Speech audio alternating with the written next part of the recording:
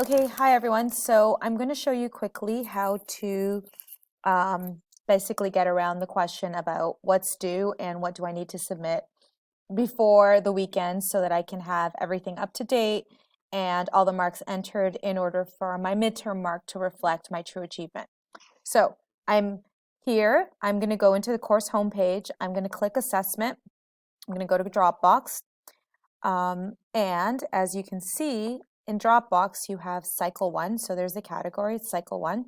So these are all the things that you need to submit for cycle 1.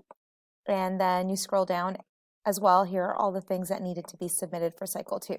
If you haven't submitted, it'll say not submitted right away.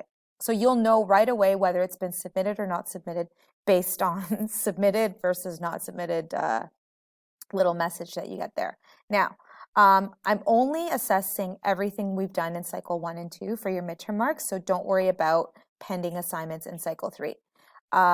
Lastly, what I want you to understand is where am I going to find all these tickets or all these assignments if I need to complete them? Well, where you find them is you go into the content page, and once you click on it and it loads, okay, perfect, we're here.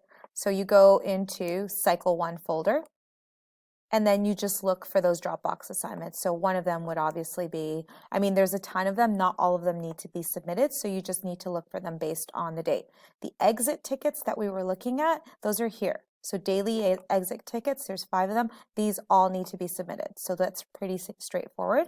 The rest of them, you just go into cycle 1 and you match up the name to the actual assignment and then just submit.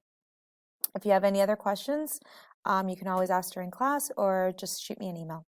All right, thanks.